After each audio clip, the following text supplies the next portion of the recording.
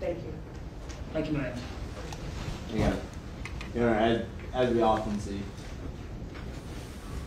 abuse begets abuse, begets abuse, begets abuse.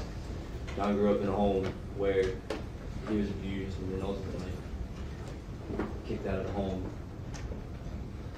He enlisted in the Army and rose to the rank of staff sergeant. He served 2 tours of duty overseas, served this country faithfully, but undoubtedly between the abuse and the tours of duty overseas, it had a major impact on him. PTSD, which ultimately led to drug abuse and alcoholism, and ultimately I think that is how we wind up where we are today. There's no excuse for why we're here, but the PTSD and the alcoholism and the drug abuse certainly mitigates. It's not just maliciousness and cold-bloodedness. There's some underlying mental health issues and drug abuse issues that need to be dealt with. And I don't believe, given that life in prison is appropriate. I think that at some point he is redeemable and he can be redeemed and he can be rehabilitated.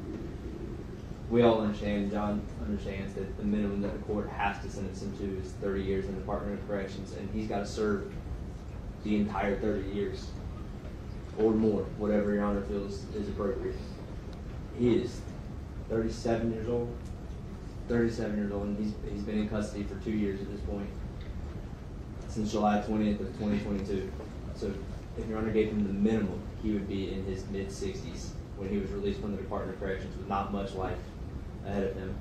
I would respectfully request Your Honor to consider a sentence somewhere in the 30 to 35 year range.